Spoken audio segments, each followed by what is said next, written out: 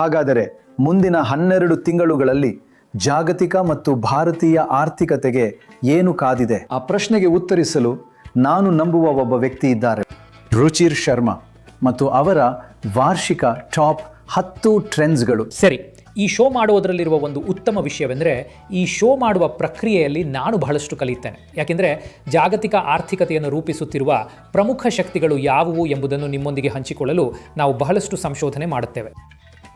ಮತ್ತು ನಿಮಗೆ ಗೊತ್ತೇ, ರುಚಿರವರ ವಾರ್ಷಿಕ ಮುನ್ಸೂಚನೆಯು ಪ್ರತಿ ವರ್ಷ ದೊಡ್ಡ ಸಂಚಲನವನ್ನು ಉಂಟು ಮಾಡುತ್ತದೆ. ಇದು ಅತ್ಯಂತ ಹೆಚ್ಚು ಪ್ರಭಾವ ಬೀರುವ ಶೋ, ವಿಶೇಷವಾಗಿ ವಿಶ್ಲೇಷಕರು, ವ್ಯಾಖ್ಯಾನಕಾರರು ಮತ್ತು ವೀಕ್ಷಕರಿಗೆ. ಸರಿ ಪ್ರಣಯ್, ನೀವು ಹಾಗೆ ಹೇಳಿದ್ದು ನಿಮ್ಮ ದೊಡ್ಡ ಗುಣ, ಅದು ನಿಜ.